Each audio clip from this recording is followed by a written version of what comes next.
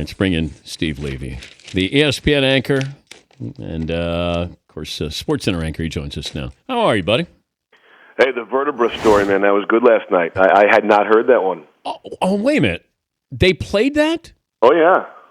Oh, I didn't know that. Because I think last time you were on, I had you give us the vertebrae story, and I didn't know they played it last night. No, your vertebra story. Oh. With you and Stewart. Oh, I thought you were talking about bulging disc on your part. No. I was going to try to keep that out of this equation. Oh, okay. My bad. I thought, oh, my gosh, Levy's starting with bulging disc. No. We'll save that for next visit. The vertebrae thing, and I'm playing basketball at the Canton YMCA. just the start of that is hysterical. Yeah, so they all the anchors there on ESPN News, Dave Feldman, Jason Jackson, Butcha Gross, they're all going to play. They said, come on, play. And I go, no, I know how you guys are. If we run up and down the floor, then I would do that and I get a good sweat. No, we promise. Larry Beal was playing. No, we promise it's going to be just fun up and down the floor. I get there. Stuart Scott picks me up full court. And I'm thinking, you got to be kidding me. I just want to run. So full court press, and he's D'ing me up, and we go at it. It got to the point where I'm dribbling down the floor, and I said, where do you want me to score on you? I was so angry at him because I just wanted to sweat. But you know how Stuart is. He doesn't do anything half-assed. He's all in. Yep. So game, we had, first to 12 or whatever. It's 11 points. I got the ball. Go in, try to score. He undercuts me. I fall on my chip of vertebrae. I'm in so much pain, and I should be taken out of there on a stretcher. And I'm so determined, competitive with Stuart. I said, give me the ball. And they go, no, you should go home. Give me the ball. Score, and then I leave. I actually drive over the grass infield at the Canton YMCA. I don't even know how I drove to the hospital. So fast forward years later, and it's on the show recently, and I said, yeah, I dribbling up and down, telling Booyah, where you want me to score, and he knocked me down. And then Stuart, who's going through chemo, tweets to say, yeah, but who ended up in the hospital, even though I hit the game-winning shot. And I just thought it was just vintage Stuart. He's as competitive as anybody, and that's how he approached cancer. And I couldn't help but laugh when I heard that. Yeah, I'm pretty sure that he fouled President Obama, too, in their little one-on-one, too. And I don't know if it was a hard foul like your foul, but no, he's competitive. And look, he used to talk in the newsroom about he played some kind of semi-pro football as a wide receiver. And, I don't know whether I'm not going to doubt him. He certainly looked the part. He talked the part. And he was competitive, that's for sure, on the air, too. Okay. And I tell people this, and the analogy I used in the tribute was it was like Eminem, and you're there rap off. He wanted to compete with you while you're on SportsCenter. He wanted to show you that how great he was, and he approached it. It was almost as if he was playing a sport when he anchored SportsCenter. Did he do that with you? Did you feel that? Yeah, and look, he played to his strengths, and he knew my strengths and weaknesses, and vice versa. But the amazing part of his work, and I sort of told this story last night in that legacy thing as well, is he didn't take a night off. If he was in the building, he gave you everything he had, and quite frankly, then there were nights towards the end he should have never been there. He had no business being there, and the work that goes into it. The Sunday Night 11, which is the big of the big shows, and the fixes, and the waiting to fill out the hour, and there's an extra 90 minutes there that people never see besides the 90 that make the air. And you could see the physical toll it was taking on Stuart. And yet when the red light went on and it was 3, 2, 1, go, it was like he was Stuart from 10 years ago. And that was the remarkable thing, and his writing as well. I know he'd called the producer and director 3 days before looking at a potential matchup. Hey, I want to do... I don't want to do this particular lead in this stand-up. I've got this poem written to a rap song and all that stuff. So, that was his thing. And you know what? One other last talent, which people won't know who aren't in the business, he's the best guy I've ever seen without the teleprompter. We all use it in the studio. Sometimes we have it on remote. Sometimes we don't.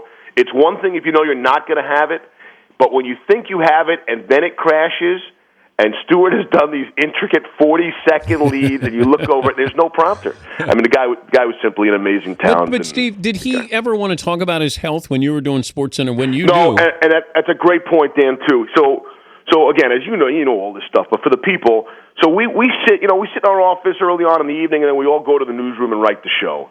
And Stewart rarely sat in the newsroom towards the end to write the show, and we wanted him there, camaraderie, etc. And check on him. He said simply, I can't sit in the newsroom because everybody keeps coming up to me asking me how I am. And so I tried to be the guy who wasn't going to do that. I tried to hit him with something else. And so he was very private. Vince Doria told the story about, he didn't want to know what stage he was of the cancer. But he didn't even want to know, they didn't even tell him that they were going to do this obit where we're being interviewed. I got interviewed 5 months ago. Yep, me too. And that was the question going in. I'm saying, so you want us to talk about him past tense? I know. And that do you think, though, that Steve, was the weird one. I said this last hour. I said it to Van Peasy. Yeah. Do you think if you said to Stewart, do you want to see what people are going, do you want to hear what people are going to say about you, that he would have said yes? I think he'd say, bring it. Bring it. Keep them coming. President Obama, are you kidding me? LeBron James, Tiger Woods? Yeah, no, I wish we would have been able to play it for him. That's the one wish I had, that he would have been able to hear how people were, because he would have loved it. He would have eaten it up, soaked it up. He might have said, wait, is that all I got? Come on, you guys got to give me more than this. A moment of silence? Come on. He's a one-of-a-kind guy, a one-of-a-kind performer, and he's the rare guy, Dan, and I know you'll take this the right way. We were growing up, if you and Keith were not on the Sunday night show, if someone else like myself was filling in for you or Keith, it was a bit of a disappointment. And there are very few guys who I think make that mark. And I think on the Sunday 11, when Stewart was not on the show, it was if I was at home and I wasn't working that night and I didn't see Stewart, you know what? Little disappointment. You turn the TV on, you turn that show on. You wanted to see Stuart Scott, and that's one of the many big shames in this whole thing, that we'll never see him again. And I didn't fully embrace his style. I didn't understand it. I thought it was too self-serving at times, but I also appreciated his. He wasn't concerned about my opinion. He was going to a completely different audience than I was. And it's almost as if you can serve those people at your restaurant. I'm going to serve these people at my restaurant. And that was the way he went about. You may not like what I'm cooking, but I'm still serving these people. And that was a voice that we didn't have. Instead of having African Americans being asked to be whiter, Stewart never caved into that, never bought into that. Stewart and I had one awkward moment. We're doing they brought a bunch of media types to Bristol prior to the 30,000th Sports Center. And in front of, a couple of hundred media types, they asked us to talk about each other. And I went that way, Dan, okay? And I said, look, I thought, and Stewart and I came in about the same time in 93, and I said, Stewart went out on a limb. He took a huge risk. His style might not have worked. He could have flamed out. He could have bombed out and been gone in 2 years, never to be seen on the national stage again. So he took a huge gamble, and in turn, of course, he was wildly popular, and obviously it was the right move, and he was right, and some other people were wrong. And he corrected me. He doesn't feel that way. He did not feel he took a gamble. He did not feel he had the option. He did not have the choice. You know what, Steve? In his mind, the gamble would have been to be something different than what he was. Right, and he was himself. He was being himself, and he was going to win or lose. He was betting on himself, and of course, he was a massive winner, and we all won because of that. So it was a great contrast, right? You don't want to have the exact same two guys sitting next to each other. Well, and I told the story last hour that when he lost his contact lens on a Sunday night, and I had to read his copy. I had to do his shot sheets with all the highlights. I had to be on camera where he did a Pookie and Ray and Letitia and Can I Get a Witness? And I just thought they should have just put up a piece of white Wonder Bread, because it would have been the same thing. And can I get a witness from the congregation? And he came back and I said, where in the hell have you been? He goes, lost my contact, man. And that was it. He stepped back in. We started the second segment of SportsCenter. Didn't even acknowledge that he had left the room. Typical Stewart. Like, hey, I'm sorry. I'm back, but let's go. Move ahead. Did Van Pelt tell the story about the research guy or not? Did he tell you any of that one? No.